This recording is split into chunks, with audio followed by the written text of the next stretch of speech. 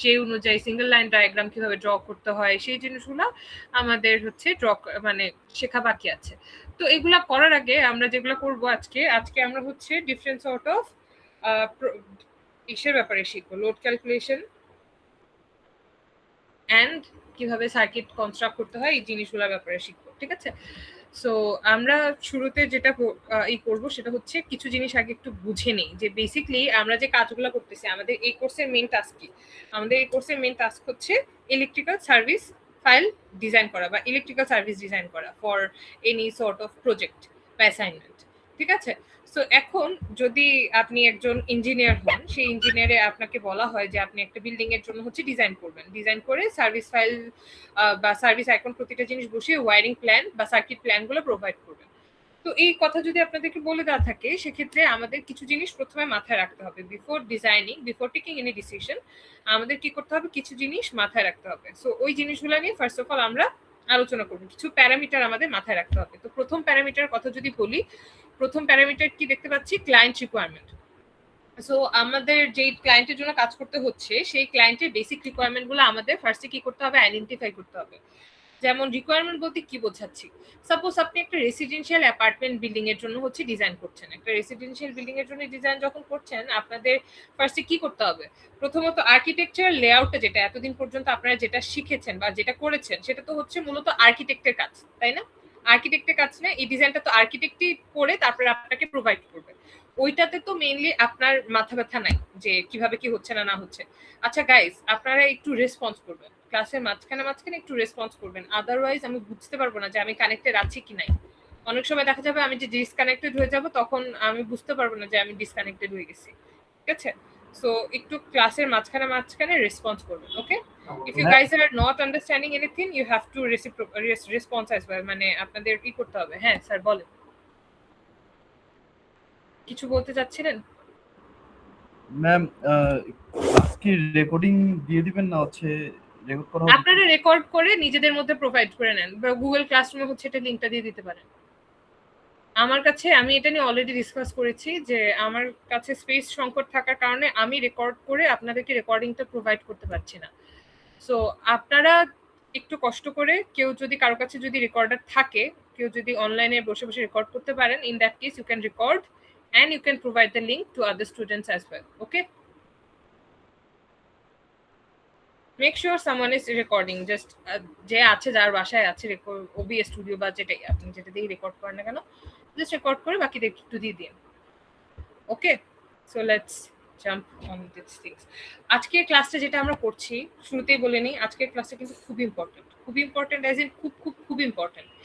এতক্ষণ পর্যন্ত আপনারা যা যা শিখলেন, সেই জিনিসগুলোর প্রপার একটা গোছানো আপনারা রেকর্ডিং বা রিসোর্সেস পেয়ে যাবেন ইন্টারনেটে। বাট এখন আমরা যেগুলা পড়ছি, সেই জিনিসগুলোর গোছানোর কোনো রিসোর্স আপনি পাবেন না।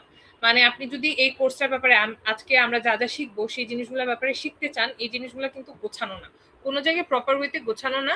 সো সেই জন্য একটু মনোযোগ দিয়ে ক্লাসটা করতে হবে, কারণ এই যে ফ্যাক্টরগুলো বা যে প্যারামিটারগুলো নিয়ে আজকে আমরা ডিসকাস করব, বা যে এক্সপেরিমেন্ট নিয়ে আমরা ডিসকাস করব, সেই এক্সপেরিমেন্টটা খুব ইম্পর্টেন্ট।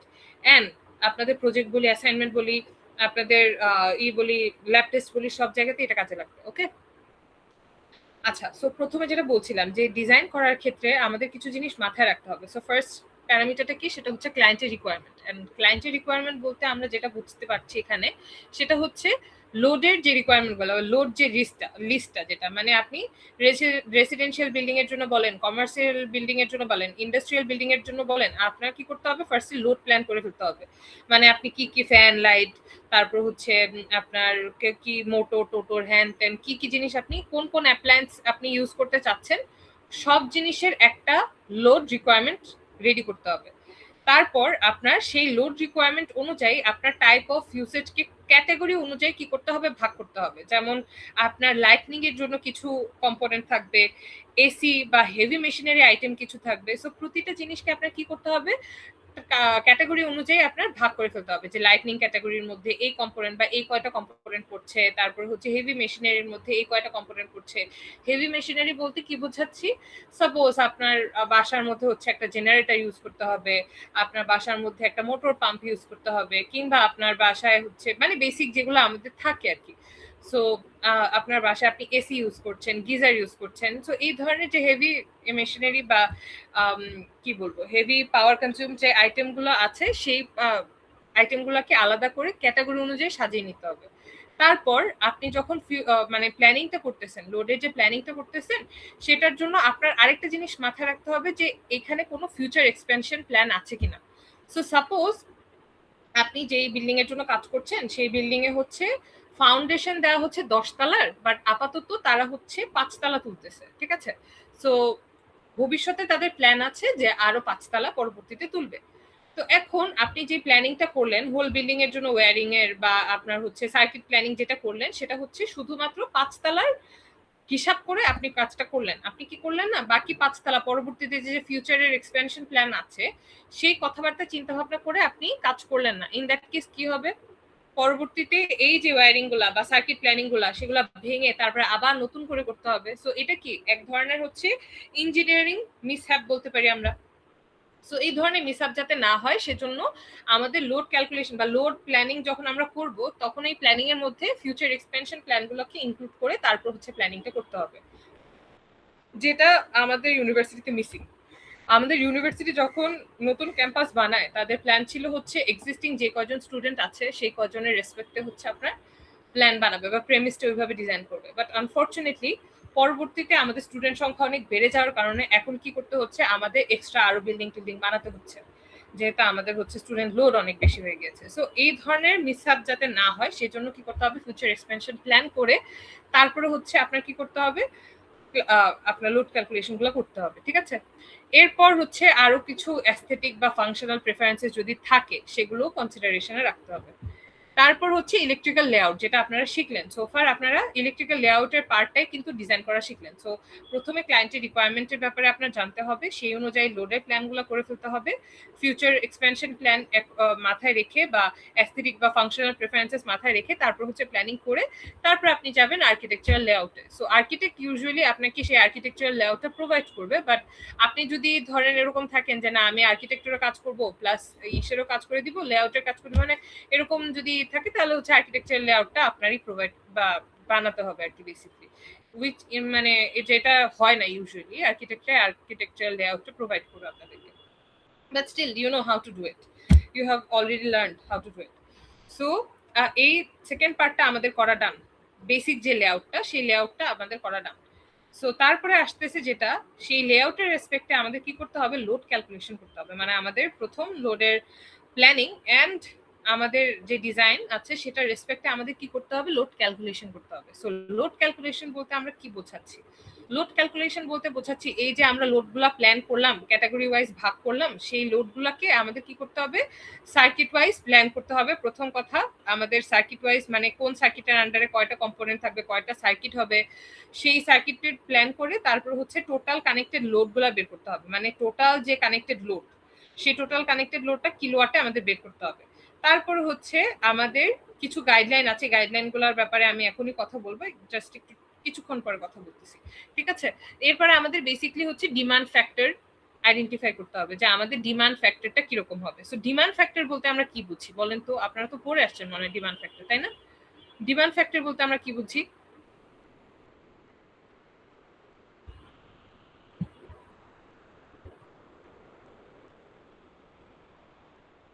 গাইস ম্যাম এটা কি পাওয়ার ফ্যাক্টরের মতো? না, পাওয়ার ফ্যাক্টরের মতো না। ডিমান্ড ফ্যাক্টরটা জিনিসটা হচ্ছে আপনার ধরেন আপনার বাসা বাড়িতে লাইট ফ্যান আছে, বা ইউনিভার্সিটির কথা চিন্তা করি আমরা, আমাদের ইউনিভার্সিটিতে যে লাইট ফ্যান বা যতগুলা ইকুইপমেন্ট আছে সবগুলো ইকুইপমেন্ট কি আপনার 100% টাইম ইউজ হয়, মানে 24 ঘন্টায় জ্বলতে থাকে বলেন তো? No, ma'am. No, ma'am. 24 ঘন্টা তো জ্বলে না।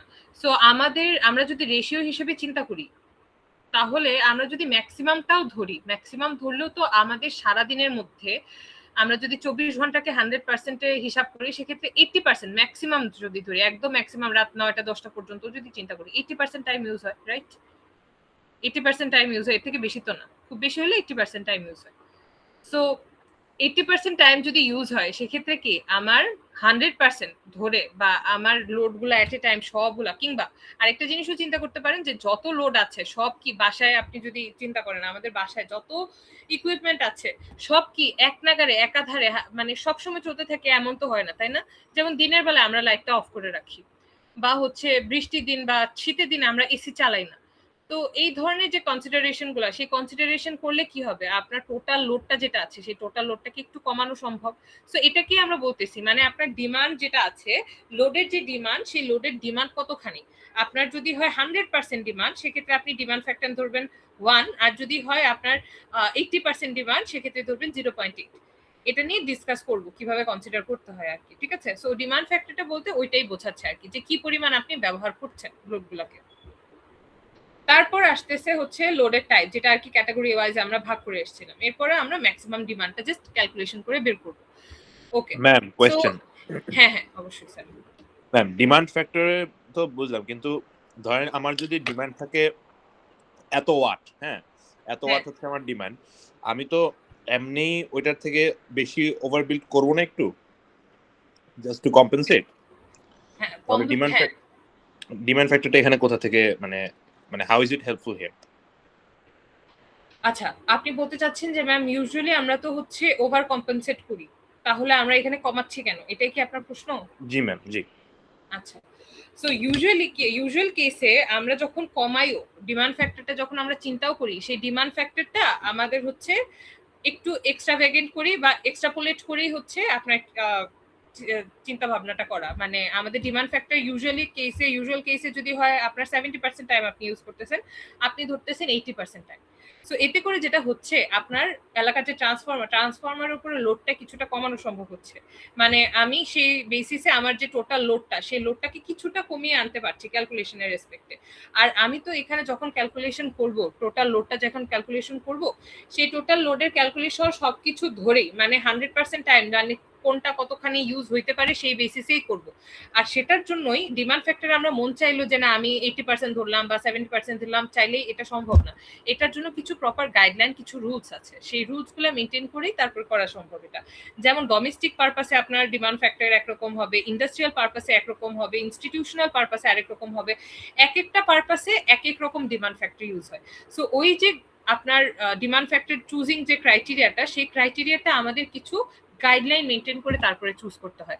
ওই গাইডলাইনটা যদি আমরা মেনটেন করি, ইন দ্যাট কেস অলরেডি ওই ওভার কম্পেনসেশনটা মেনটেন হয়ে যায়। আপনি যেটা চিন্তা করছেন যে ম্যাম একটু তো ওভার এস্টিমেট করা দরকার আমাদের, সো ওই ওভার এস্টিমেশনটা ইনক্লুডেড হয়ে যায়। Usually we don't need that much, মানে গাইডলাইনের মধ্যেই দিয়ে দিচ্ছে, তাই তো?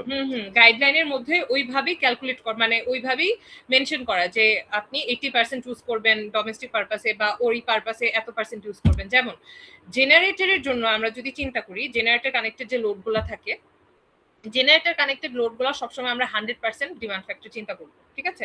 কারণ কি? কারণ জেনারেটর আমরা কোন কোন জায়গায় লাগাই, জেনারেটর আমরা ইউজুয়াল কেসে লাগাই যেগুলোতে আমাদের খুব বেশি প্রয়োজন, যে লোডগুলোতে আমাদের খুব বেশি প্রয়োজন। ইউজুয়াল কেসেসে, মানে বাসাবাড়ির কথা যদি আমরা চিন্তা করি, সেক্ষেত্রে সবগুলা এসিতে কি আপনার জেনারেটর কানেক্টেড থাকে, কিংবা সবগুলা লোডে কি জেনারেটর কানেক্টেড থাকে, তা কিন্তু না। আর জেনারেটর যখন কানেক্টেড থাকে, জেনারেটর কানেক্টেড লোডগুলো চান্সেস থাকে যে সবগুলো এট এ টাইম ইউজ হবে।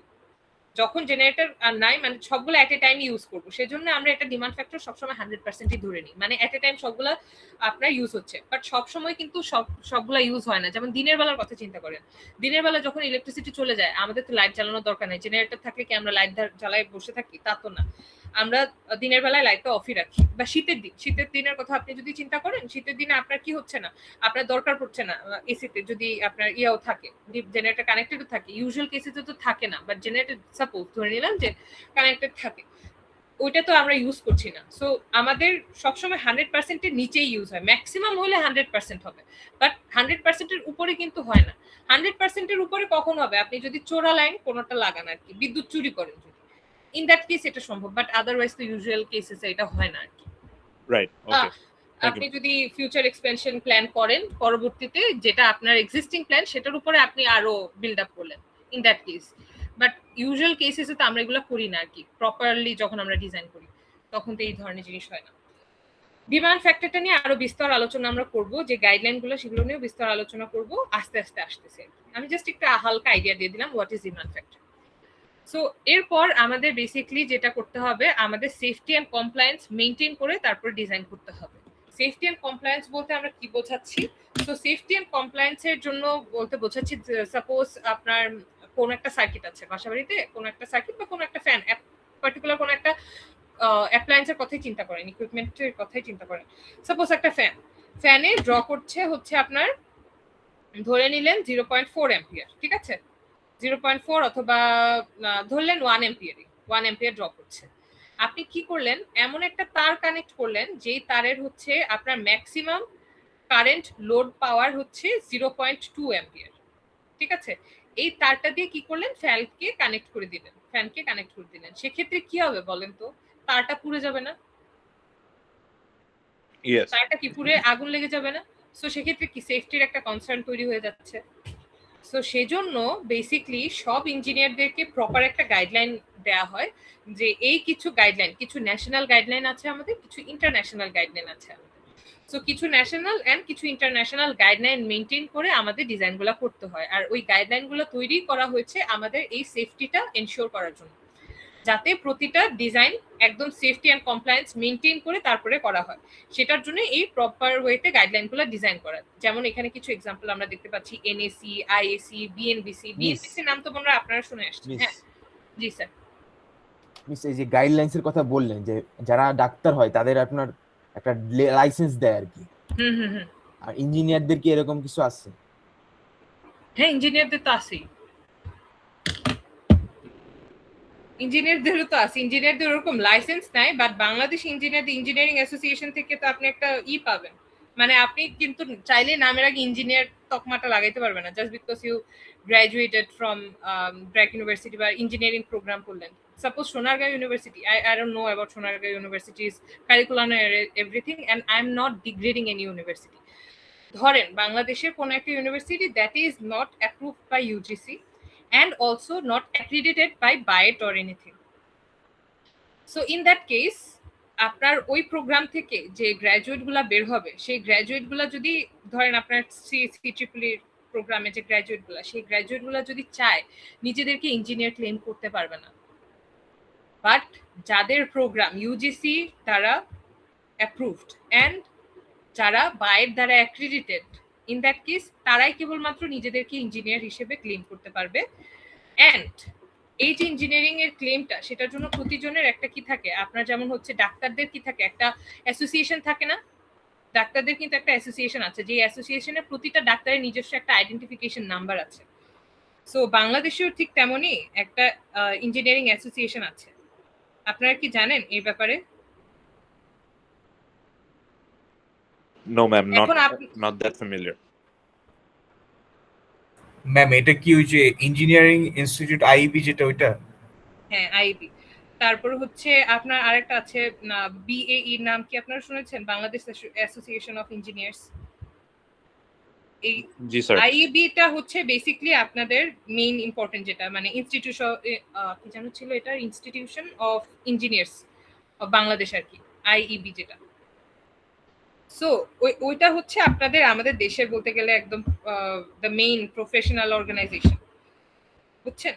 সো ওইখান থেকে আপনি যদি অ্যাক্রিডিটেড থাকেন, এটাই বেসিক্যালি এই আইবির মেম্বার আপনি তখন হইতে পারবেন যদি আপনার প্রোগ্রামটা বা আপনার যে ডিসিপ্লিনে সেটা যদি আপনার বায়ের দ্বারা অ্যাক্রিডিটেড হয়। সো আমাদের তো একটা প্রোগ্রাম বায়ের দ্বারা অ্যাক্রিডিটেড।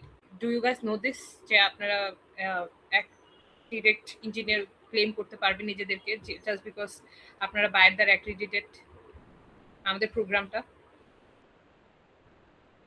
এন্ড ওইটা হচ্ছে আপনার যে একবার অ্যাক্রিডিটেশন হয়ে গেল তা না, এটা হচ্ছে কয়েক বছর পরে পরে রিনিউ হয়। আমাদের লাইসেন্সটা হচ্ছে আপনার অ্যাক্রিডিটেশন লাইসেন্সটা, সেটা হচ্ছে 26 না 27 পর্যন্ত খুব সম্ভবত আপনার এটা লিমিট আর কি। সো এটাকে আবার রিনিউ করতে হবে। তো সেই রিনিউ করার জন্য হচ্ছে আপনার আবার আমাদের করতে হয়, সাবমিট করতে হয়, এটা নিয়েও আমাদের কাজ করতে হয়। সো এগুলো জাস্ট কিপিং দিস অ্যাসাইড, আপনাদের যে প্রশ্নটা ছিল যে ম্যাম আপনি যে বলতেছেন যে এই গাইডলাইন হ্যান ত্যান এগুলা কি আইবির সাথে সামওয়াট লেভেল সম্পর্কিত কিনা, না বিএনবিসি এগুলা আইবির সাথে সম্পর্কিত না।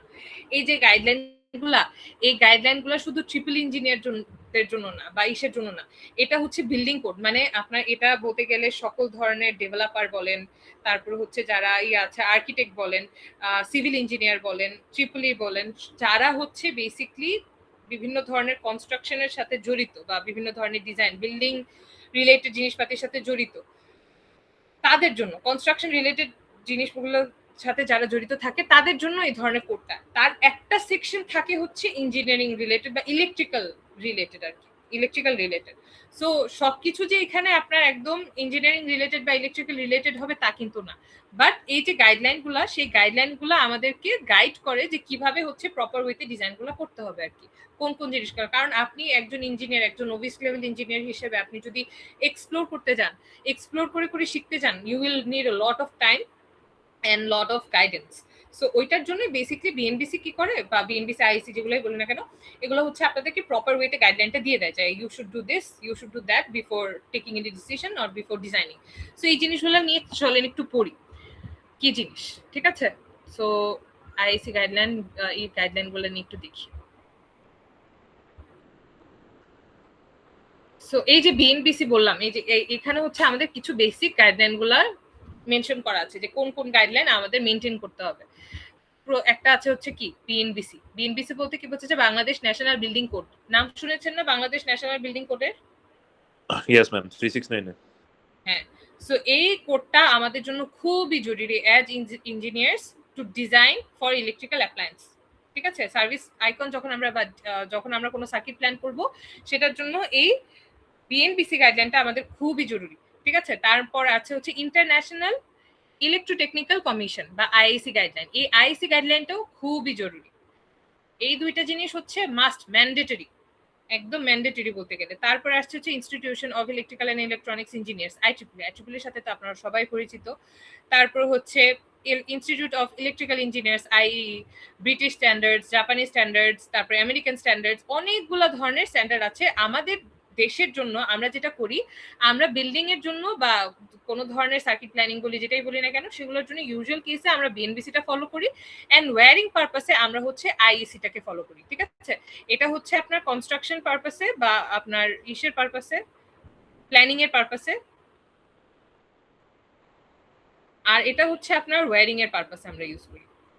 ওয়্যারিং এর যখন আমরা প্ল্যানিং করি তখন ওইটার জন্য আইইসি গাইডলাইনটা আমরা ইউজ করি। ঠিক আছে, সো সব ধরনের গাইডলাইনের মধ্যে এই দুইটা হচ্ছে ম্যান্ডেটরি। সো এই দুইটার কিছু জিনিস সম্পর্কে আমরা পড়বো এখন। ওকে, সো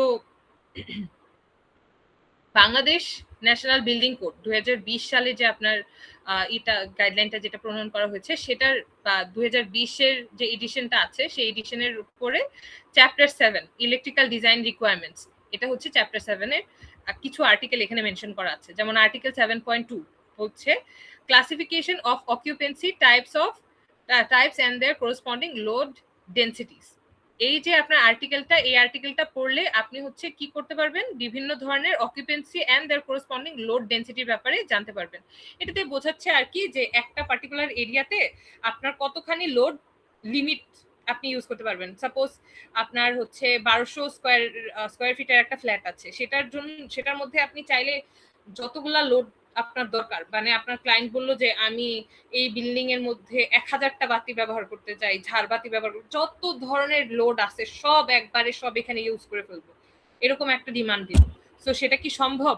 না, সেটা সম্ভব না। আমাদের কিছু লিমিটেশন আছে। আমাদের প্রতি এরিয়া ইউনিটের জন্য আমাদের কিছু নির্দিষ্ট ওয়াট লিমিট আছে, মানে কতখানি পাওয়ার আপনি ইউজ করতে পারবেন এরিয়ার রেসপেক্টে, করসপন্ডিং এরিয়ার রেসপেক্টে আপনার ওয়াটের লিমিটেশনটা কি, সেটা হচ্ছে এই আর্টিকেলে মেনশন করে বলে দেওয়া আছে যে আপনি চাইলেই, আমার মন চাইলো আমি এতগুলা লোড ইউজ করলাম, চাইলে এটা করতে পারবেন না। আপনার কি করতে হবে, এরিয়ার রেসপেক্টে একটা লিমিটেশন আছে, সেই লিমিটের মধ্যে লোড কানেক্ট করতে হবে, যাতে করে বিদ্যুতের অপচয় না হয় এন্ড আপনার কি হয়, আপনার হচ্ছে সেফটিটা ইনশিওর থাকে। তারপর আর্টিকেল 7.3 কি, demand factors for general lighting loads 0.8 for commercial building above 500 metre square.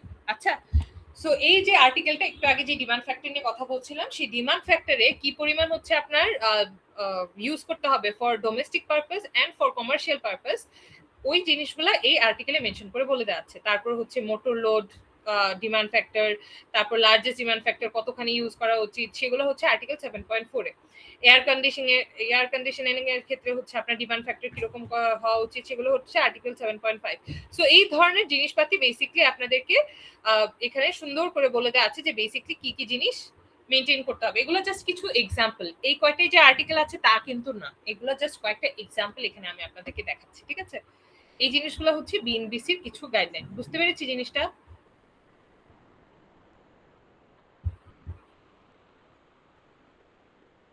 সবাই কি বুঝেছি?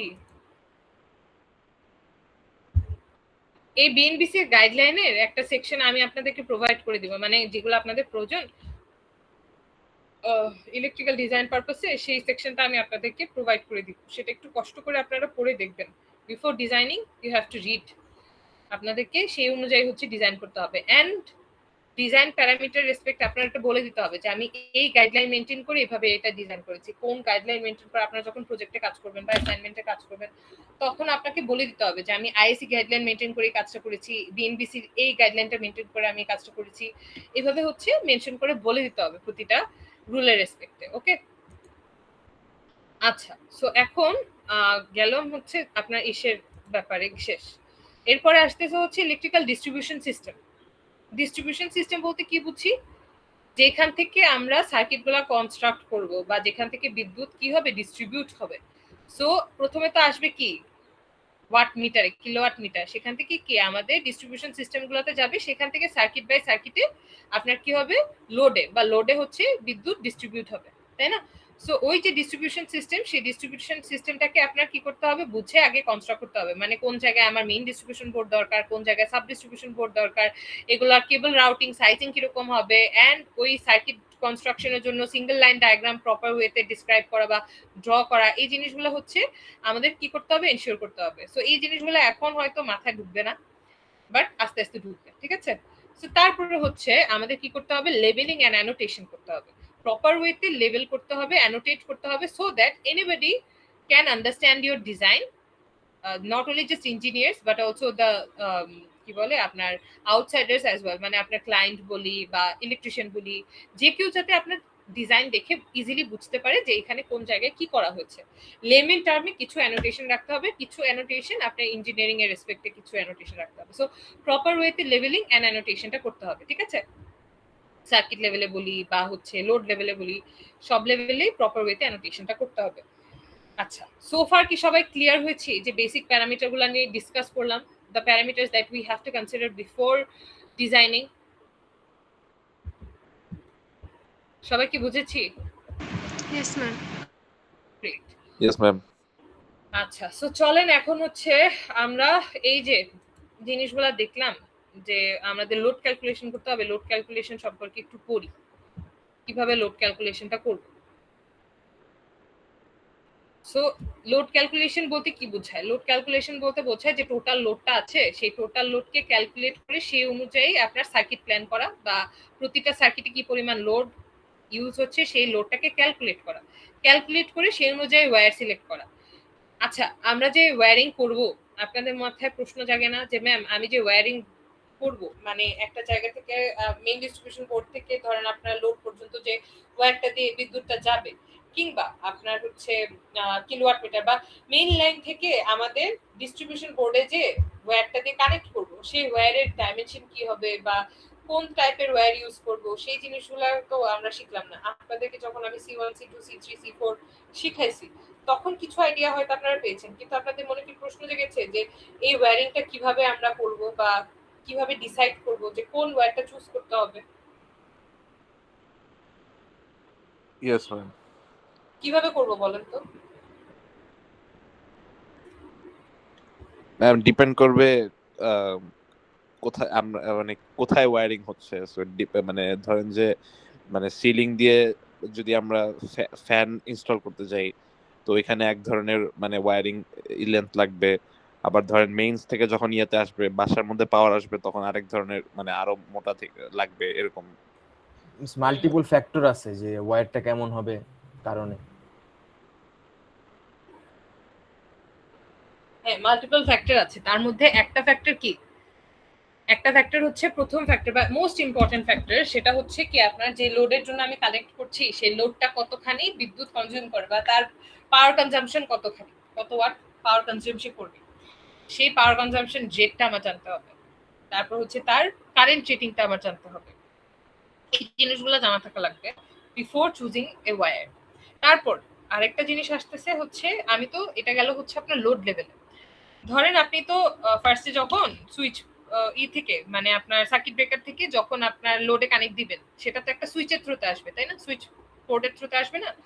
সো ওই সার্কিট ব্রেকার থেকে আপনি যখন কানেকশনটা আনবেন, তখন কিভাবে আনবেন? অবশ্যই সুইচ বোর্ডের মাঝখানে থ্রোতে বা সুইচ বোর্ডের থ্রোতে তারপরে কানেকশনটা আসবে। তো ওই যে সুইচ বোর্ড পর্যন্ত যে কানেকশনটা আসবে, সেই কানেকশনটা কোন তারের মধ্যে দিয়ে আসবে, বা আমি কি একসাথে অনেকগুলো লোডের জন্য কি একসাথে কারেন্ট আনতে পারবো কিনা, বা এই জিনিসগুলো অনেকগুলো ছোট ছোট ব্যাপার আছে, যেই ব্যাপারগুলো মেনটেন করে তারপরে আমাদের কাজ করতে হবে। সো এই জিনিসগুলো নিয়ে এখন আমরা শিখবো কিভাবে লোড প্ল্যানটা করতে হয়, লোড ক্যালকুলেশন করতে হয়। সো এটাই বেসিক্যালি লোড ক্যালকুলেশন বলতে গেলে আর কি। তো তারপরে যে কোডের কথা বললাম, যে বিএনবিসি গাইডলাইন, তারপর হচ্ছে আইসি গাইডলাইন। বিএনবিসি হচ্ছে আমাদের কি লিগ্যাল কোড, মানে আমাদের দেশের যে লিগ্যাল কোডগুলো প্রতিটা engineer must follow it. It tells you how many watts per square meters for lightning to consider and for socket and different sort of things.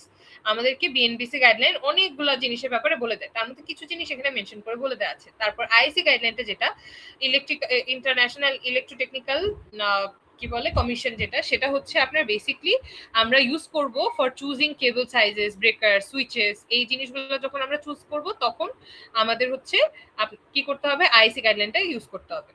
So যদি আমরা বলি লোড ক্যালকুলেশনের জন্য বিএনবিসি, আইসি হচ্ছে for switching, for selecting wires, breakers and devices.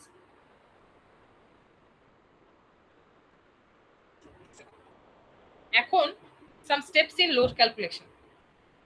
প্রথম যে ব্যাপার আমাদের load ক্যালকুলেশনের ক্ষেত্রে প্রথম যে ফ্যাক্টরটা মাথায় রাখতে হবে, দ্যাট ইজ আইডেন্টিফাইং লোড, যেটা আমরা প্রথম স্টেপে করে আসছি, যে ক্লায়েন্ট রিকোয়ারমেন্ট যেটা, সেই অনুযায়ী আমরা কি করলাম, লোডের সবগুলো এস্টিমেশন করলাম না? সো ওইটাই আইডেন্টিফাই করা।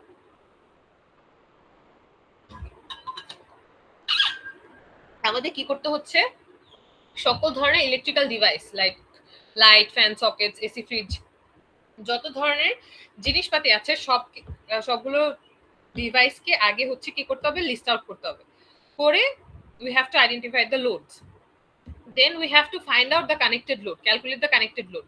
কানেক্টেড লোড বলতে বোঝাচ্ছি যে ধরেন আপনার 10টা লাইট আছে, পুরো বাড়িতে 10টা লাইট আছে, সেই 10টা লাইটের 20 ওয়াটের হচ্ছে প্রতিটা লাইট, সেক্ষেত্রে ওই লাইটগুলো আমার টোটাল কত পাওয়ার কনজিউম করতেছে, 200 ওয়াট। সো ওই কানেক্টেড লোডটা আমার বের করতে হবে, টোটাল কানেক্টেড লোডটা বের করতে হবে। তারপর হচ্ছে ডিমান্ড ফ্যাক্টর অ্যাপ্লাই করতে হবে। অ্যাপ্লাই ডিমান্ড ফ্যাক্টর কেন? ওই যে আমাদের এই যে 200 ওয়াট তো এট এ টাইম সম্পূর্ণ ইউজ হবে না, তাই না? সো সেজন্য আমরা ওই ডিমান্ডটা কিছুটা কমিয়ে আনতে পারি যদি আমরা কি করি, ডিমান্ড ফ্যাক্টরটা ইউজ করি। তো সেক্ষেত্রে আমাদের কস্টটা কিছুটা কমানো সম্ভব। ঠিক আছে, এইভাবে করে কনসিডারেশন করলে আমাদের কস্টটা কিছুটা কমানো সম্ভব। লাইক আমাদের কি পরিমাণ কোন তার ইউজ করতে হচ্ছে বা কি জিনিস, এই জিনিসগুলো আমাদের কিছুটা পরিমাণ কমানো সম্ভব। তারপরে হচ্ছে আমাদের প্রতিটা সার্কিটের জন্য বা আমাদের টোটাল যে কারেন্টটা লাগবে, total current and circuit wise কারেন্টের ভ্যালুটা বের করতে হবে। সো আমাদের যদি টোটাল লোড জানা থাকে, মানে পি টোটাল জানা থাকে বা সার্কিট ওয়াইজ জানা থাকে, তাহলে আমরা কি করতে পারি, ভোল্টেজের সাথে পাওয়ার ফ্যাক্টরকে মাল্টিপ্লাই করে ওটাকে ডিভাইড করলে আমরা কি করতে পারি, টোটাল কারেন্ট ভ্যালুটা বের করে ফেলতে পারি না? এটা কোন জিনিসের জন্য, 3 ফেজের জন্য নাকি এটা কোনটার জন্য ফর্মুলা, এটা 3 ফেজের নাকি হচ্ছে সিঙ্গেল ফেজের?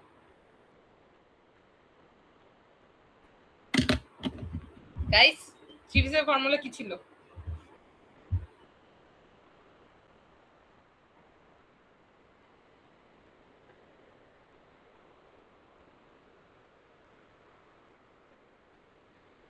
গাইস 3 ফেজের ফর্মুলা কি ছিল? আচ্ছা আপনারা কি কানেক্টেড আছেন না? তো হ্যাঁ আছেন তো, সবাই আসছেন না ক্লাসে? Yes, ma'am. তাহলে 3 ফেজের ফর্মুলা কি ছিল বলে না কেন? কারেন্টের ফর্মুলা কি 3 ফেজের?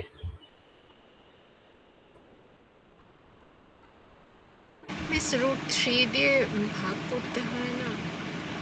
মানে 1/√3 দিয়ে মাল্টিপ্লাই করব আর কি, 1/1 এখানে মাল্টিপ্লাই হবে। কিসের জন্য? আপনার 3 ফেজের জন্য, রাইট? আর এটা কোন ফেজের ফর্মুলা ছিল? এটা সিঙ্গেল ফেজের ম্যাম। মনে নাই, ভুলে গেছি আমরা সব জিনিস। আচ্ছা, পাওয়ার ফ্যাক্টর কি জিনিস বলেন তো দেখি, আপনাদের যে অবস্থা দেখতেছি। পাওয়ার ফ্যাক্টর কি জিনিস? Ma'am real power divided by base power. আচ্ছা, এটা তো বুঝলাম, ফর্মুলা রেসপেক্টে না, আমাকে জাস্ট বলেন, মানে এটা দিয়ে কি বোঝায়, কেন ইউজ করি? ম্যাম টোটাল আউট মানে টোটাল ইলেকট্রিক্যাল পাওয়ারের কতটুকু ইউজ করতে পারতেছি basically. Very good, very good. মানে আমরা হচ্ছে কতখানি টোটাল পাওয়ারের এফিশিয়েন্টলি টোটাল পাওয়ার কতখানি পাওয়ার আমরা ইউজ করতে পারতেছি, সেটা কি আমরা কি বলতে পারি? Power factor. পাওয়ার ফ্যাক্টরের ভ্যালুটা ইউজুয়ালি কত থেকে কতর মাঝখানে থাকে? ম্যাম 0 থেকে 1। Very good. সো এই জিনিসগুলা কিন্তু আমাদের মনে রাখা প্রয়োজন before jumping to this things, ঠিক আছে? সো যখন আমরা হচ্ছে লোড ক্যালকুলেশনের কথা বলতেছি, আমরা ফার্স্টে কি করতেছি, আমরা যদি জাস্ট একটু শর্টে বলার চেষ্টা করি। একটা সেকেন্ড।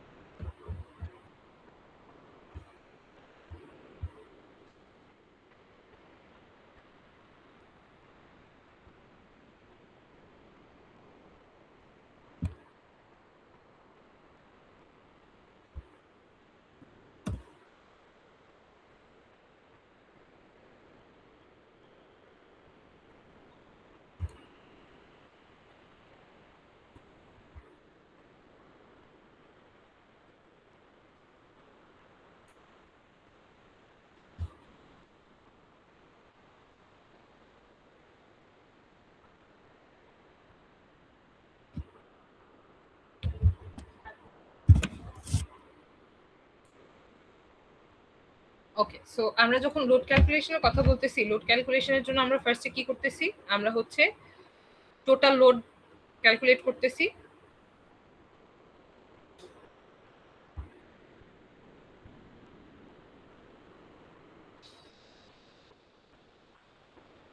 লোডটা যেটা টোটাল কানেক্টেড লোড, ওটা কিলোওয়াটে হিসাব করতেছি।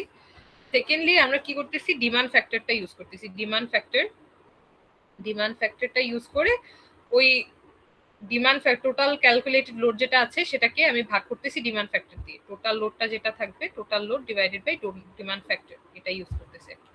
তারপরে হচ্ছে সেই অনুযায়ী আমরা পরবর্তীতে কি করব, আমরা কারেন্ট ক্যালকুলেশন করব, ঠিক আছে? কারেন্টটা ক্যালকুলেট করব, কারেন্ট, টোটাল কারেন্ট। অথবা আপনি এটাকে সেকেন্ড স্টেপেও করতে পারেন। আপনি যদি ওভার কম্পেনসেট করতে চান, আপনি কারেন্টের জন্য কারেন্ট ক্যালকুলেশনটা যেটা, আপনি কারেন্ট ক্যালকুলেশনটা হচ্ছে সেকেন্ড স্টেপেও করে ফেলতে পারেন। তারপর হচ্ছে ডিমান্ড ফ্যাক্টরটা বের করতে পারেন, একই জিনিস, একই কথা। আচ্ছা, সো তারপর আমরা যেটা করব সেটা হচ্ছে আমাদের ট্রান্সফরমারের সাইজিংটা বের করব। মানে এই অনুযায়ী আমাদের ট্রান্সফরমার কি পরিমাণ, মানে কোন কেভিএ, কত কেভিএ ট্রান্সফরমার লাগবে আর কি, ট্রান্সফরমার সাইজিংটা বের করব, ট্রান্সফরমার সাইজিং। তারপর যদি আমাদের ইমার্জেন্সি পাওয়ারের দরকার পড়ে, ইমার্জেন্সি পাওয়ারের ক্ষেত্রে জেনারেটরের সাইজিং, জেনারেটর সাইজ বের করতে হবে, জেনারেটর সাইজ, এটাও ক্যালকুলেট করতে হবে, ঠিক আছে? তারপর আমাদের যেটা করতে হবে, এই ক্যালকুলেশনগুলা বা current calculation, doing load and current calculation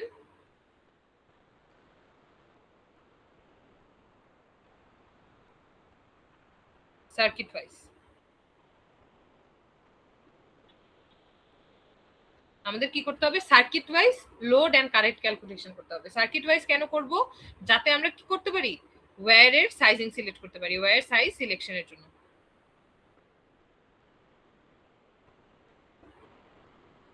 জিনিসটা কি বুঝতে পেরেছি? সো লোড ক্যালকুলেশন জন্য আমাদের কি করতে হচ্ছে, সবগুলা লোডকে আগে লিস্ট আউট করে টোটাল লোডটাকে ক্যালকুলেট করতে হচ্ছে, তারপরে হচ্ছে ডিমান্ড ফ্যাক্টর দিয়ে ওটাকে ভাগ করতে হচ্ছে টোটাল লোডটাকে। এরপর আমি কি করছি, কারেন্ট ক্যালকুলেশন করছি টোটাল কারেন্টটা বের করার জন্য, মানে টোটাল কি পরিমাণ কারেন্ট লাগবে। ঠিক আছে, টোটাল কারেন্টটা বের করলাম। এরপর সেই টোটাল কারেন্ট ভ্যালু ইউজ করে বা টোটাল লোড ভ্যালু ইউজ করে আমরা কি করব, ট্রান্সফরমারের সাইজটা ডিটারমাইন করব, জেনারেটরের সাইজ ডিটারমাইন করব, এন্ড হচ্ছে সার্কিট ওয়াইজ আমাদের কি করতে হবে, লোড এন্ড কারেন্ট ক্যালকুলেশন করতে হবে। ঠিক আছে, সো একটা ইসের মধ্যে একটা হোল অ্যাপার্টমেন্ট বলি বা আমাদের যে কোনো একটা প্ল্যানে তো অনেকগুলো ছোট ছোট সার্কিট থাকতে পারে না? সো ওই সার্কিট অনুযায়ী আমাদের হচ্ছে কি করতে হবে, কারেন্ট বা এই ক্যালকুলেশন করতে হবে, load calculation and current calculation করতে হবে ওয়্যারের সাইজিংটা ডিটারমাইন করার জন্য। ঠিক আছে, এই জিনিসটা করতে হবে। Okay, so now let's see about other things. So এখানে আমাদের কি করা আছে, একটা কেস স্টাডি বলে দেওয়া আছে। সো কেস স্টাডিটা এখান থেকে না করে আমরা আরেকটা জায়গা থেকে কেস স্টাডিটা করি। চলেন এখান থেকে কেস স্টাডি দেখাই। সো এই যে জিনিসগুলোর কথা বললাম, এই জিনিসগুলাই এখানে সুন্দর করে বলে দেওয়া আছে যে লোড ক্যালকুলেশনের ক্ষেত্রে কি কি প্যারামিটার ফার্স্টে চুজ করতে হবে। সো প্রথম প্যারামিটারটা যেটা, সেটা ফার্স্ট অফ অল আপনি দেখতে হবে যে আপনি কোন টাইপের বিল্ডিং এর জন্য কাজ করছেন। আপনি রেসিডেন্সিয়াল বিল্ডিং এর জন্য কাজ করছেন, কমার্শিয়াল বিল্ডিং এর জন্য কাজ করছেন, ইন্ডাস্ট্রির জন্য বা কাজ করছেন, বা কি টাইপের এরিয়ার জন্য কাজ করছেন। যেমন রেসিডেন্সিয়াল বিল্ডিং এর কিন্তু লোড একরকম হবে, হসপিটালের লোড গুলা আরেক রকম হবে, ডেটা সেন্টারের লোড আরেক রকম হবে, কিংবা ইন্ডাস্ট্রির লোড কিন্তু ডিফারেন্ট টাইপের হবে। সো এক একটা এরিয়াতে এক এক রকম, বা এক একটা বিল্ডিং এর টাইপে এক এক রকম লোড আপনার প্ল্যান করতে হবে। এক একটা লোড প্ল্যান এক এক রকম, কোনোটারই কিন্তু সিমিলার না, বাট প্রসেসটা সেম। মানে আপনি যেভাবে কাজটা করবেন সেটা প্রসেসটা সেম, জাস্ট হচ্ছে লোডের টাইপগুলো বা ক্লাসিফিকেশনগুলো একটু ডিফারেন্ট। ঠিক আছে, ওকে। তারপর টোটাল কানেক্টেড লোডটা বের করবো, ডাইভার্সিটি এন্ড ডিমান্ড ফ্যাক্টরের ব্যাপারে জানতে হবে। দেন আপনার কি করতে হবে, ওই যে সার্কিট ব্রেকার, ফিউজেস, এগুলোর ব্যাপারে জানতে হবে, ফিউচার এক্সপেনশন এগুলোর ব্যাপারে কনসিডার করতে হবে। দেন আমরা আসতেছি হচ্ছে ইসে। সো আমাদের প্রথম স্টেপ কি ছিল, আমরা হচ্ছে টোটাল লোড বের করবো। একটু আগে যেটা দেখলাম, আমাদের প্রথম স্টেপ কি ছিল, প্রথম স্টেপ হচ্ছে আমাদের টোটাল লোডটা বের করা, রাইট?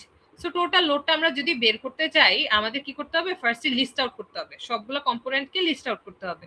সো এখানে যদি লিস্ট আউট করি, সাপোজ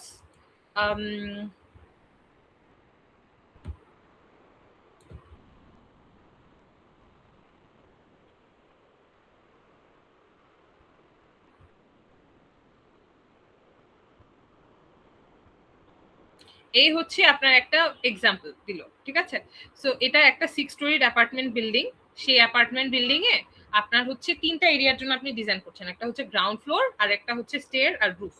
সো বেসিকলি এখন আমরা যেটার জন্য ক্যালকুলেট করতেছি সেটা হচ্ছে একটা অ্যাপার্টমেন্ট বলতে পারেন, বা টোটালি এর জন্যই বলতে পারেন।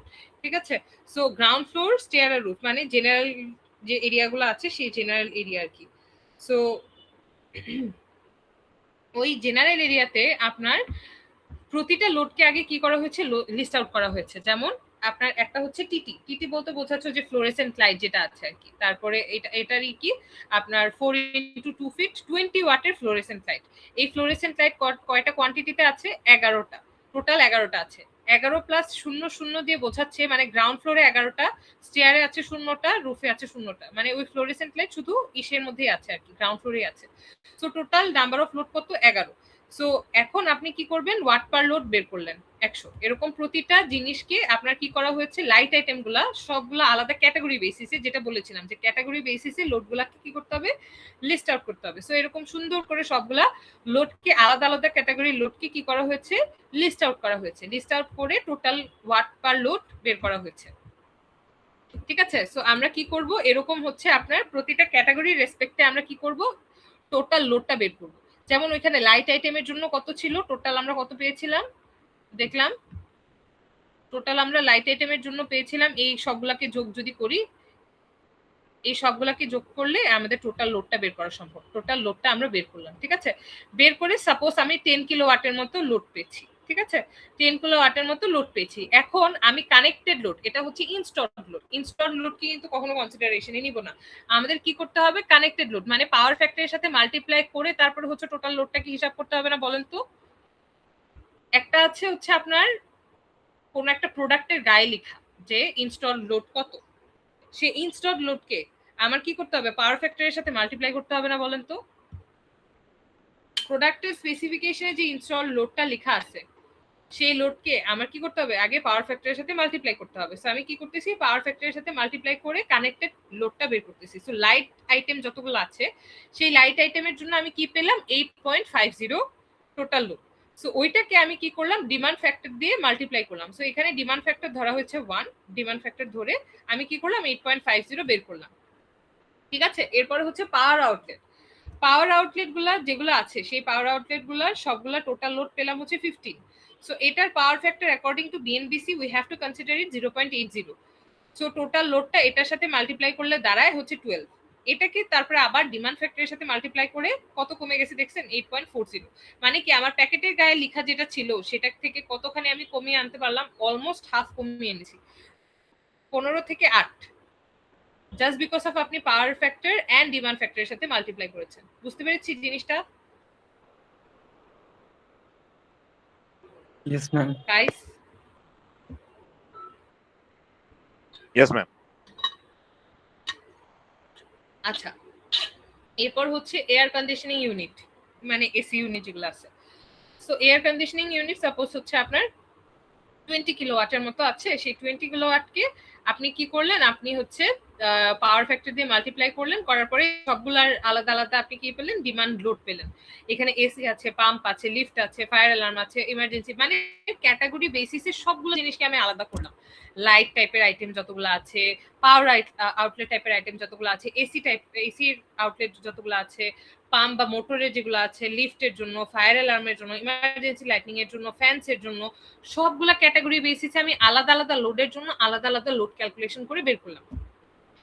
সো তারপরে হচ্ছে বাকি যেগুলো থাকে আপনার ছোটখাটো জিনিসপাতি, সেগুলো মিসেলেনিয়াসে আপনি নিয়ে নিতে পারেন। ঠিক আছে, টোটাল কত আমার লোড বের হলো, ফাইনালি যোগ করার পরে বের হচ্ছে 58.65 কিলোওয়াট।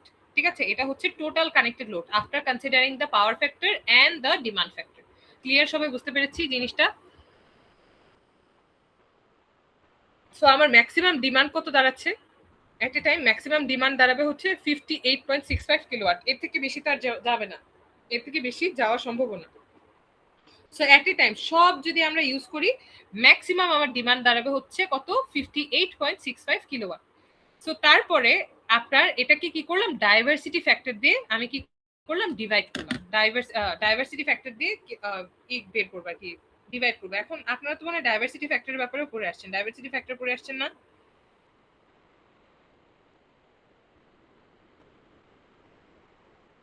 আচ্ছা, ডাইভার্সিটি ফ্যাক্টর কি আপনারা পড়ে আসছেন না?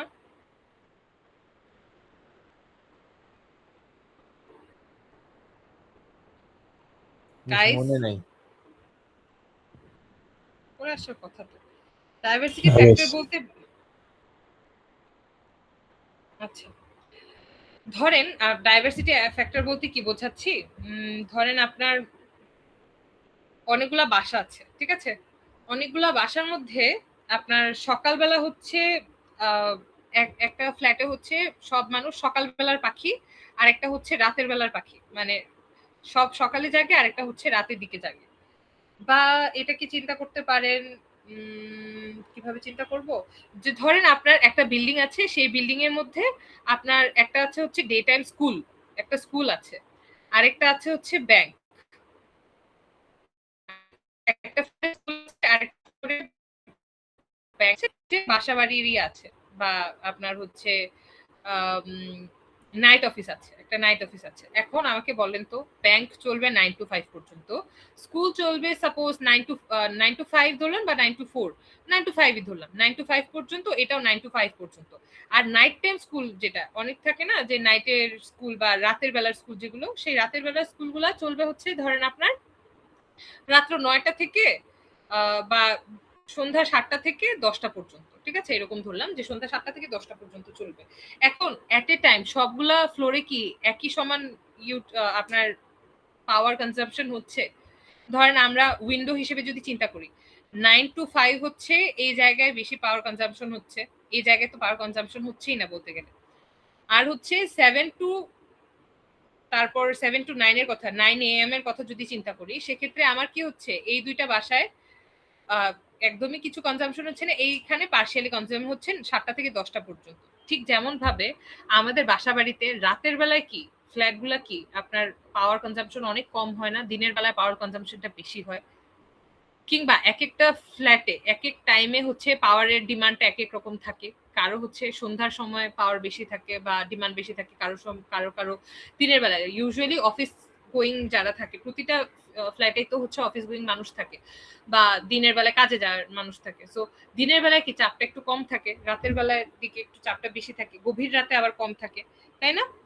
সো ওই জিনিসটাকে বেসিকলি আমরা ডাইভার্সিটি ফ্যাক্টর দিয়ে বেসিকলি আমরা টোন ডাউন করতেছি। ডাইভার্সিটি ফ্যাক্টরকে যদি আমরা বেসিক ওয়েতে মানে ম্যাথমেটিক্যাল ওয়েতে ডেসক্রাইব করতে চাই, সেক্ষেত্রে ডাইভার্সিটি ফ্যাক্টর জিনিসটা তারা এরকম ডিএফ দিয়ে হচ্ছে করতেছি। ডিএফ ডাইভার্সিটি ফ্যাক্টর যেটা, সেটা হচ্ছে সাম অফ ইন্ডিভিজুয়াল ডিমান্ড বা ইন্ডিভিজুয়াল যে ডিমান্ডগুলো থাকে circuit wise individual demand, some of individual demand divided by maximum demand, maximum or entire demand,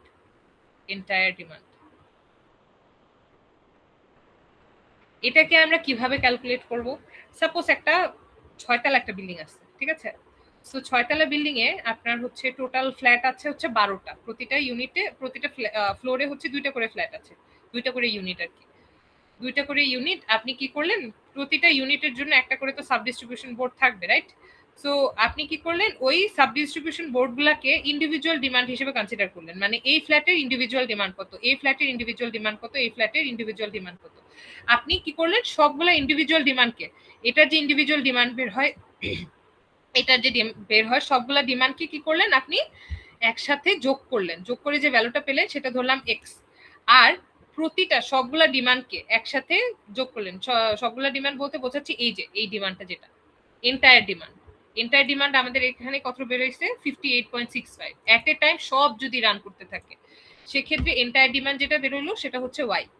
so এই দুইটাকে ভাগ করার পরে যে ভ্যালুটা আসবে সেটাকে আমরা বলবো ডাইভার্সিটি ফ্যাক্টর, ঠিক আছে? কারণ সবগুলা ডিমান্ড কিন্তু এই ইন্ডিভিজুয়াল ডিমান্ড, এই ডিমান্ড সবগুলা ডিমান্ড কিন্তু সেম হবে না, এক একটা বিল্ডিং এর বা এক একটা অ্যাপার্টমেন্টের ডিমান্ড ফ্যাক্টর এক এক রকম হতে পারে। সো সেটার রেসপেক্টে ভ্যালুটা কিছু ভেরিয়েশন করবে। সো ওইটার বেসিসে আমরা কি করব, আমরা বের করব এই জিনিসটা, ঠিক আছে?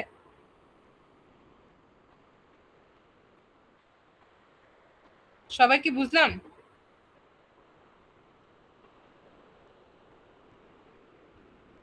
Yes ma'am.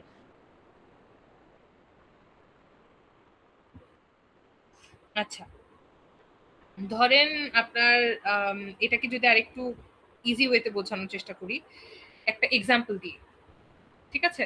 এখানে যে বিল্ডিং গুলো আছে বা অ্যাপার্টমেন্ট গুলো আছে, সেই অ্যাপার্টমেন্টকে এক একটাকে একটা নাম দিই। ধরেন এখানে 3টা অ্যাপার্টমেন্ট আছে, ঠিক আছে? 3টা অ্যাপার্টমেন্ট, এটা হচ্ছে এ, এটা হচ্ছে বি, এটা হচ্ছে সি। সো আমি কি করলাম, আপনার হচ্ছে অ্যাপার্টমেন্ট এর যে ডিমান্ড, টোটাল ডিমান্ড বা পিক যে ডিমান্ডটা হবে, টোটাল পিক বলতে বোঝাচ্ছি সব একসাথে হয়ে যে পিক ডিমান্ডটা বের হয়, সেই পিক ডিমান্ডটা পেলাম হচ্ছে অ্যারাউন্ড 10 কিলোওয়াটের কাছাকাছি। ওকে, বিটটা পেলাম হচ্ছে অ্যারাউন্ড 15 এর কাছাকাছি, 15 কিলোওয়াটের কাছাকাছি। এটাও পেলাম হচ্ছে সাপোজ 15 এর কাছাকাছি,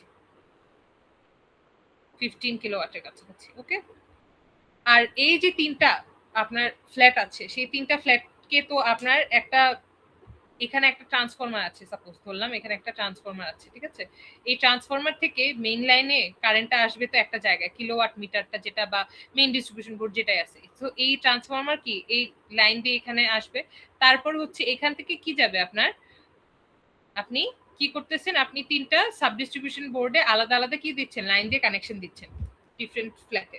সো আপনি কি করলেন, টোটাল যে মেইন যে আপনার লাইনটা, মেইন লাইন যে লাইন থেকে হচ্ছে আপনার এখানে কানেকশন গুলো যাচ্ছে, সেই মেইন লাইনে আপনি দেখলেন কি আপনার কি আসতেছে, এখানে লোড করতেছে আপনার, ধরে নিলাম যে পিক যখন সবগুলা ফ্ল্যাটই একই সাথে ইউজ করতেছে, এমন তো হয় না যে না ও 10 কিলোওয়াট ইউজ করতেছে, সেম টাইমে ও 15 কিলোওয়াট ইউজ করতেছে, ও 15 কিলোওয়াট ইউজ করতেছে। পিক তো এক এক টাইমে এক এক রকম হইতে পারে। ধরেন সন্ধ্যা 7টার সময় ও ব্যবহার করতেছে 8 কিলোওয়াট, ও ব্যবহার করতেছে 15 কিলোওয়াট। সো আমার টোটাল কত দাঁড়াইলো? 8 + 7 + 15। আবার 8টার সময় এক একটা টাইম উইন্ডোতে এক এক রকম ভ্যালু হইতে পারে, তাই না? সো ওইটার রেসপেক্টে আমি যে কম্বাইন্ড গড় এভারেজ যে ভ্যালুটা পেলাম, পিকটা যেটা, সেটা পেলাম হচ্ছে 25 কিলোওয়াট কম্বাইন্ড করার পরে আপনার হচ্ছে 25 কিলোওয়াট পেলাম। সো আমার ডাইভার্সিটি ফ্যাক্টর দাঁড়াবে হচ্ছে কত? 10 + 15 + 15 ডিভাইডেড বাই 25 কত আসে? 30 + 40 40 ডিভাইডেড বাই 25। বুঝতে পেরেছি জিনিসটা? সো এটা আসবে ডিমান্ড ফ্যাক্টর। সো 8/5 যেহেতু, তার মানে কি 1 এর থেকে বেশি বড়, 1 এর থেকে বড় না? এটা কত আসবে? 1 পয়েন্ট 1 পয়েন্ট কত আসে? 80 তো না? আচ্ছা যাই হোক, 1 পয়েন্ট সামথিং কিছু একটা আসবে। সো এইখানে 1 পয়েন্ট সামথিং আসতেছে মানে কি, এখানে 1.5 এর কিছু কাছাকাছি বা 1.6 বা 7 এর সাথে। ওকে, হ্যাঁ। সো এরকম কিছু একটা 1.6 আসবে। 6, হ্যাঁ 1.6 এরকম আসবে কিছু একটা। সো 1.6 যদি আসে, 1.6 সামথিং কিছু একটা আসবে। সো তখন কি আসতেছে বলেন তো? 1.6 এটা দিয়ে কি বোঝা যাচ্ছে? এটাকে যদি আমরা এখন ডিমান্ড ফ্যাক্টরটা, ডাইভার্সিটি ফ্যাক্টরকে টোটাল দিয়ে ভাগ করি, দেখেন লোড কতখানি কমে যাচ্ছে। দেখতে পাচ্ছেন জিনিসটা? একটা জিনিস সবসময় খেয়াল রাখবেন যে এই যে ভ্যালুটা, এই ভ্যালুটা ডাইভার্সিটি ফ্যাক্টরের ভ্যালু সব সময় কি আসে? আপনার 1 এর থেকে বড় আসবে। কারণ কি, টোটাল যে পিক ভ্যালু যেটা আসে, সেই পিক ভ্যালুটা, টোটাল ভ্যালুটা সবসময় বেশি আসবে। উপরেরটা যেটা, সেটা তো ম্যাক্সিমামই আসবে। আর এটা কি, এটা হচ্ছে ডিফারেন্ট টাইম উইন্ডোর রেসপেক্টে এভারেজ যে পিক ভ্যালুটা, সেটা সে এভারেজ পিক ভ্যালুটা 25 কিলোওয়াট দাঁড়াইলো। সো এটা সবসময় কমই আসে আর এটা সবসময় বেশি আসে, কারণ দিনে রাতে 24 ঘন্টা সবগুলা লোড, সবগুলা অ্যাপার্টমেন্ট ইউজ করে না, যেই কারণে এই এভারেজটা কম আসে। বুঝতে পারলাম জিনিসটা? এটা হচ্ছে দিনে রাতে 24 ঘন্টা 100% সবাই যদি ইউজ করে, সেটার ক্ষেত্রে। ইউজুয়াল কেসে তো এটা হয় না, তাই না? সো সেজন্যই আমাদের ডাইভার্সিটি ফ্যাক্টরটা কনসিডার করা দরকার। ডাইভার্সিটি ফ্যাক্টরটা কনসিডার করলে আরো কিছুটা আমরা কি করতে পারি, পাওয়ার কনজাম্পশন কিছুটা কমিয়ে আনতে পারি, বা কস্টিংটা যেটা, সেটা কিছুটা কমিয়ে আনা সম্ভব। বুঝতে পেরেছি জিনিসটা, ডাইভার্সিটি ফ্যাক্টরের ব্যাপারটা?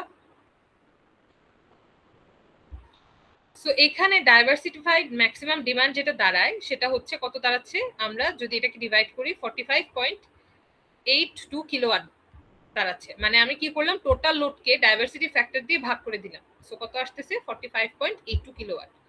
এখন এই যে ম্যাক্সিমাম ডিমান্ডটা, সেই ম্যাক্সিমাম ডিমান্ডকে আপনি যদি পাওয়ার ফ্যাক্টর দিয়ে গুণ করেন, বা এই পার্টটা না করলেও চলবে, মানে এখানে আমরা কি করছি, এটাকে আবার পাওয়ার ফ্যাক্টর দিয়ে ডিভাইড করছি আর কি। পাওয়ার টোটাল যে 45.82, এটাকে আবার পাওয়ার ফ্যাক্টর দিয়ে গুণ ডিভাইড করার পরে পেলাম 53.91 কেভিএ। এটা হচ্ছে জেনারেটরের জন্য, রিকমেন্ডেড ইসের জন্য আর কি। টোটাল লোডটা যেটা, সেটা ক্যালকুলেট করব, বা কারেন্টের ক্যালকুলেশন এখান থেকে আমরা করব। এটা এই ম্যাক্সিমাম ডিমান্ডটা কনসিডার করব তখন, যখন আমাদের ট্রান্সফরমার সাইজিং এর ব্যাপারটা আসবে। সো আমি কি করলাম, কি দেখলাম, সবাই কি বুঝতে পারতেছেন নাকি আমি বেশি ফাস্ট যাচ্ছি?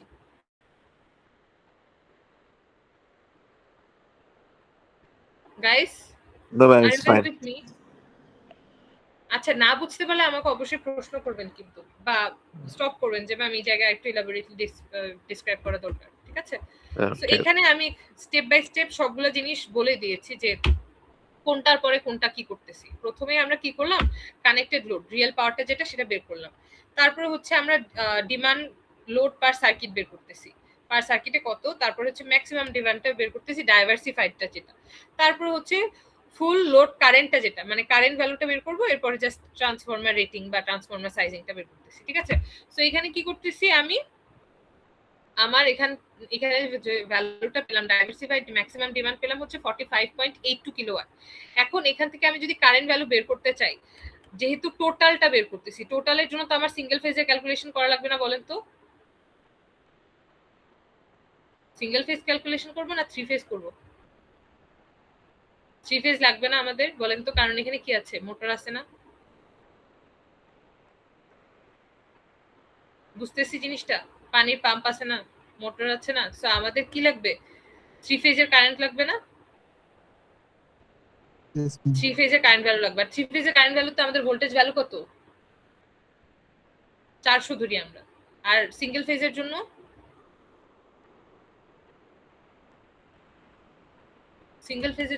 ভোল্টেজ ভ্যালু কত স্যার? ম্যাম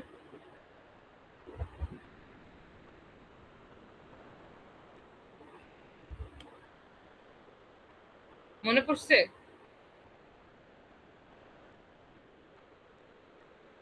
গাইস বুঝতে পারতেছেন কিছু? আমার কেন জানি মনে হইতেছে আপনারা কেউ কিছু বুঝতে পারতেছেন না। মানে আমি আসলে রিলেট করতে পারতেছি না আপনারা কি আদৌ বুঝতে পারতেছেন কিনা। Guys, are you guys with me?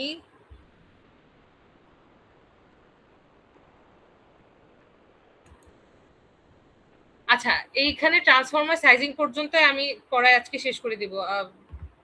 কতখানি বুঝতেছেন সেটা নিয়ে আমার আসলে অনেক সন্দেহ আছে। সো এই পর্যন্ত পড়ায় শেষ করে দিব, বাট এই পর্যন্ত আমার সাথে থাকেন অ্যাটলিস্ট। এখানে ভোল্টেজ ভ্যালুটা কত বসাবো? ধরেন আমরা যদি কিসের জন্য ক্যালকুলেট করি, I equal to সিঙ্গেল ফেজের জন্য।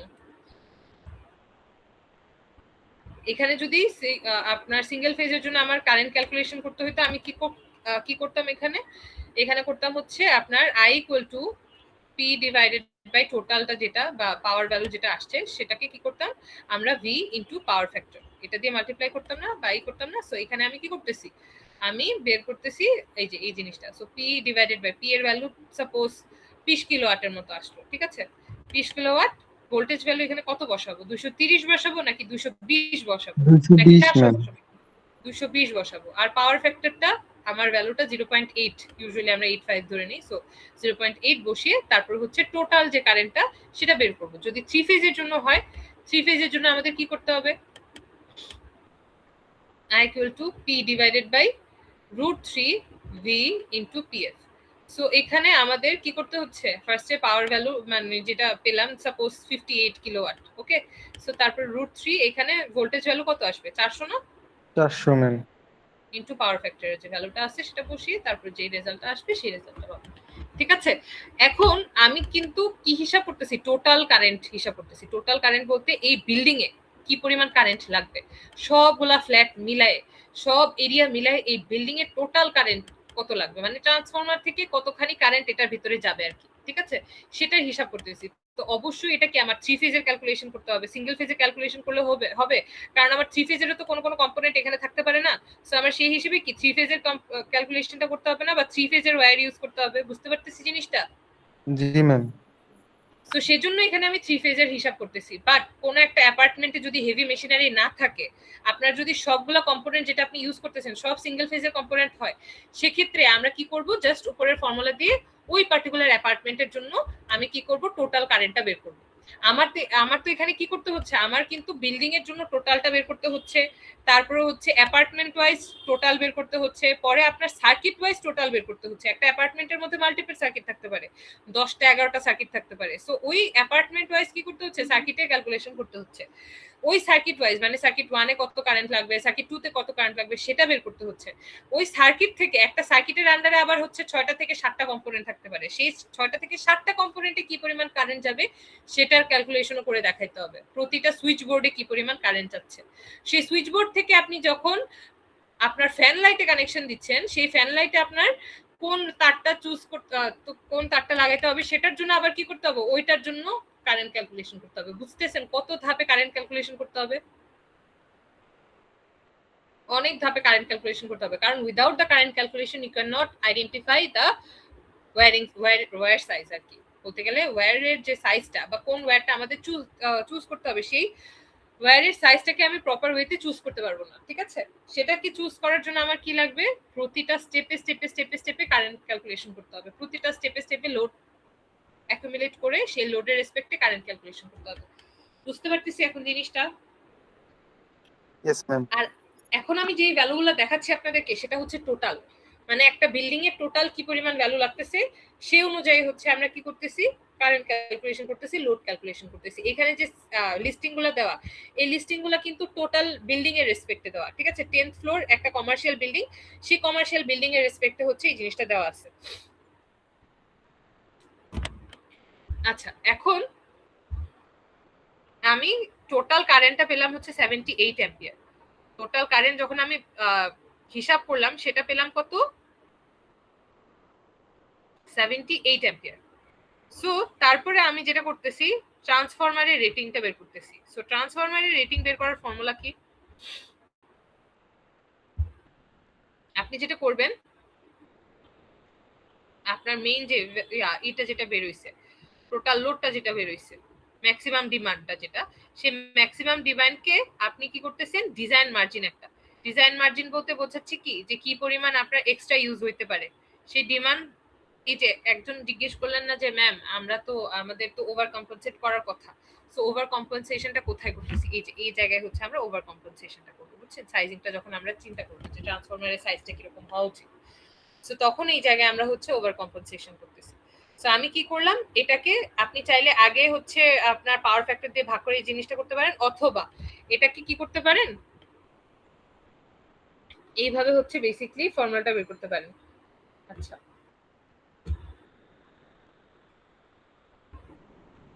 এটাকে কি বলতে পারি সোজা ভাষায় যদি বলি, ডিজাইন মার্জিন আর কি।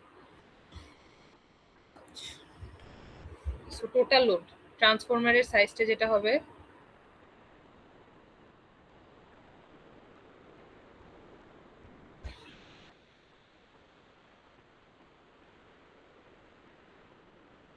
পাওয়ার factor divided by power factor into হচ্ছে ডিজাইন মার্জিন। তো আমার যদি থাকে 48 পয়েন্ট সামথিং কিছু একটাকে পাওয়ার ফ্যাক্টর দিয়ে ভাগ করলে কত আসার কথা? পাওয়ার ফ্যাক্টর দিয়ে ভাগ করার পরে হচ্ছে আসছে 53.91। এখানে জাস্ট হচ্ছে ডিজাইন মার্জিনের সাথে কি করে দিচ্ছে, মাল্টিপ্লাই করে দিচ্ছে। বুঝতে পেরেছি জিনিসটা? সবাই কি বুঝেছি গাইস? Yes ma'am. আচ্ছা, এই ডিজাইন মার্জিনটা রাখবেন সবসময়, ওকে? এইখানে আমাদের বেসিক ফর্মুলাটা যেটা, সেটা হচ্ছে total load divided by power factor transformer সাইজের জন্য। কিন্তু আমি এখানে কি করতেছি, এখানে ডিজাইন মার্জিনটাও রাখতেছি, যাতে পরবর্তীতে এক্সট্রা বাই এনি চান্স যদি প্রয়োজন পড়ে বা আপনার এক্সট্রা লোড রিকোয়ার করে বা এক্সট্রা লোডের ডিমান্ড হয়, সেক্ষেত্রে আপনার যাতে ট্রান্সফরমারের উপরে কোনো চাপ না পড়ে। ওকে, বুঝতে পারলাম জিনিসটা? তারপরে আমার বের হইলো 67.4 কেভি এর ট্রান্সফরমার। ওকে, এরপরে আমরা হচ্ছে কিভাবে ওয়্যার সিলেক্ট করতে হবে সেই জিনিসটা দেখবো একটা কেস স্টাডি করে। ওকে, আজকের ক্লাসে এই পর্যন্তই আমরা শিখব। সোফার সবাই ক্লিয়ার? বুঝতে পেরেছি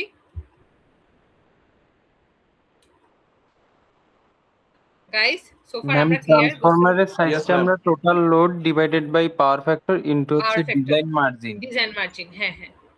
ট্রান্সফরমার সাইজটা যেটা, সেটা হচ্ছে total load divided by power factor, just simple formula, into design margin. আপনি কতখানি ডিজাইন মার্জিন রাখতে চান। কখনো 2 এর বেশি রাখবেন না, 2 অনেক, বুঝছেন না? 2 অনেক, 2 কি 1.5 এরই বেশি রাখবেন না।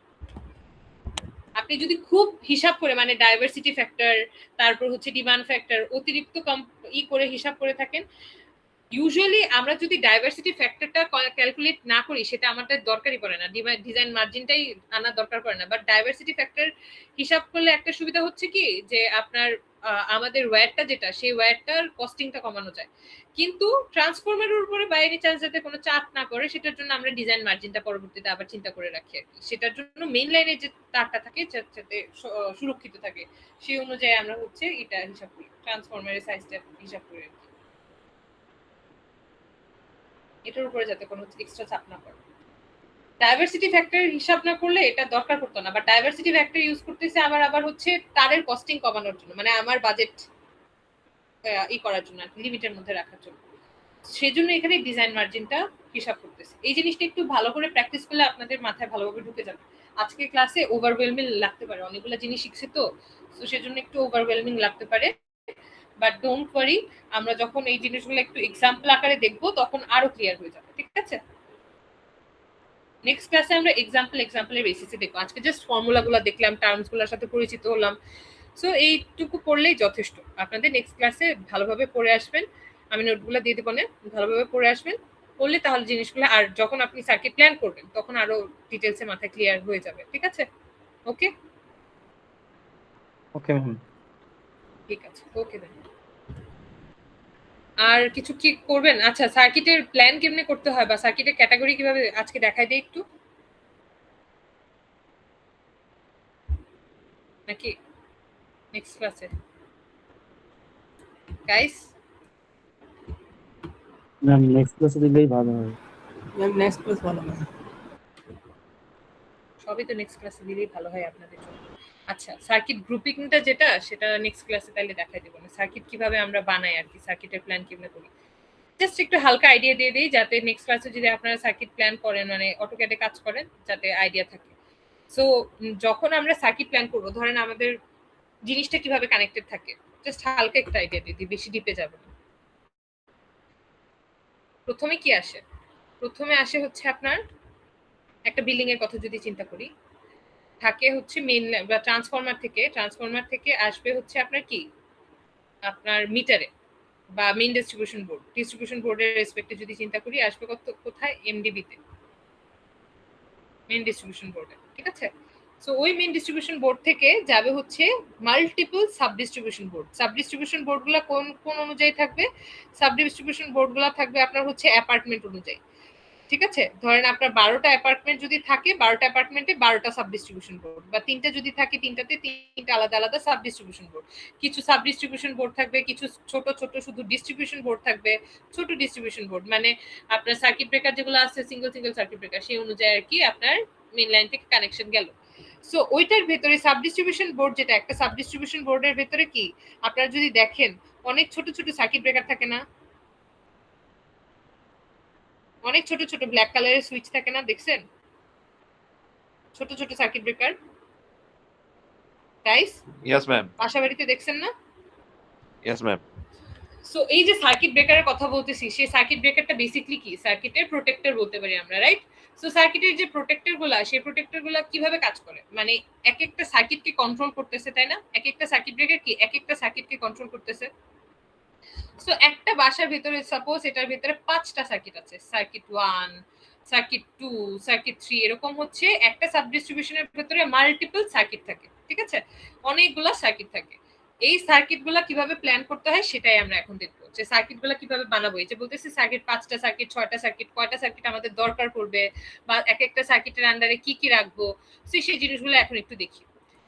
তো ওইগুলার আমাদের ইউজুয়ালি আমরা সার্কিটে যখন গ্রুপিং করি বা সার্কিট যখন প্ল্যান করি, আমরা চেষ্টা করি যে এক একটা সার্কিটে মানে আলাদা আলাদা লোড বেসিসে আলাদা আলাদা সার্কিট করতে। যেমন লাইটের জন্য যদি বলি, লাইটনিং সার্কিট, যেটাকে আমরা বলি লাইটনিং সার্কিটের আন্ডারে কম লোডের যে জিনিসপাতিগুলো আছে, কম লোড বলতে হচ্ছে যেগুলো হচ্ছে আপনার 1 এম্পিয়ার 2 এম্পিয়ারের মতো কারেন্ট আনতে পারে, ওই ধরনের যে কম্পোনেন্ট গুলো আছে, যেমন লাইট ফ্যান বলতে পারি, ফ্যান বলতে পারি, তারপর হচ্ছে টু পিন বলতে পারি, এই ধরনের টু পিনের সকেট যেগুলো আছে, এই যে ছোট ছোট যে কম্পোনেন্ট গুলো আছে, যেগুলোর মধ্যে হচ্ছে কম পরিমাণ পাওয়ার কনজিউম হয়, সেগুলোকে আমরা একটা সার্কিটের আন্ডারে রাখতে পারি। ঠিক আছে? তারপরে হচ্ছে আমরা কি করতে পারি, রুম ওয়াইজ আলাদা আলাদা সার্কিট করতে পারি, যেটা করা হয় ইউজুয়ালি। আপনারা যদি বাসা বাড়িতে দেখেন, আপনারা এক একটা সার্কিট ব্রেকার কি করবেন, একটু আপ ডাউন করে দেখবেন যে আপনাদের বাসাতে কিভাবে হচ্ছে সার্কিটটা প্ল্যান করা হয়েছে। সেটা কি লাইটের রেসপেক্টে এরকম করা হয়েছে যে না সবগুলা লাইট, সবগুলা টিউব লাইট একটা সার্কিটের আন্ডারে, সবগুলা ফ্যান একটা সার্কিটের আন্ডারে, এইভাবে করা হয়েছে, নাকি রুম ওয়াইজ প্ল্যান করা হয়েছে? ধরেন আপনার একটা রুম আছে, একটা বাসার মধ্যে 4টা রুম আছে, সেই 4টা রুমের মধ্যে কি করলেন, এখানে যে সুইচ বোর্ডটা আছে, প্রতিটা সুইচ বোর্ডকে আলাদা আলাদা সার্কিট ব্রেকারের সাথে কানেক্ট করে দিলেন, সাব ডিস্ট্রিবিউশন বোর্ডের আলাদা আলাদা সার্কিট ব্রেকারের সাথে কানেক্ট করে দিলেন। সো তখন কি হয়ে যাচ্ছে, প্রতিটা রুমই আলাদা আলাদা সার্কিট হয়ে যাচ্ছে, প্রতিটা রুম ওয়াইজ আলাদা আলাদা সার্কিট হচ্ছে। সো আমরা কি করতে পারি, ওইরকম লাইটনিং সার্কিটের রেসপেক্টে আলাদা আলাদা সার্কিট করতে পারি, রুমের রেসপেক্টে আলাদা আলাদা সার্কিট করতে পারি।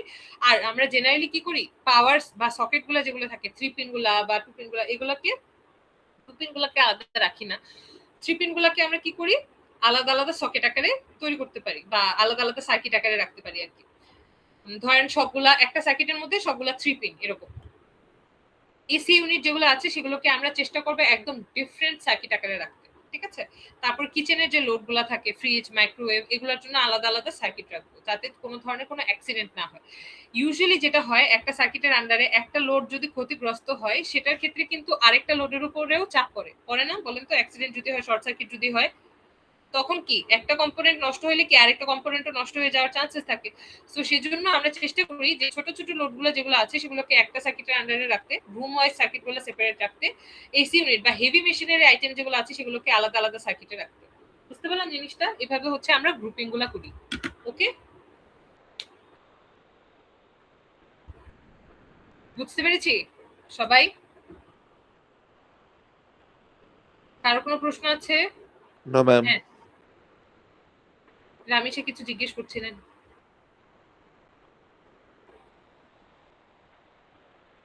আচ্ছা, ঠিক আছে।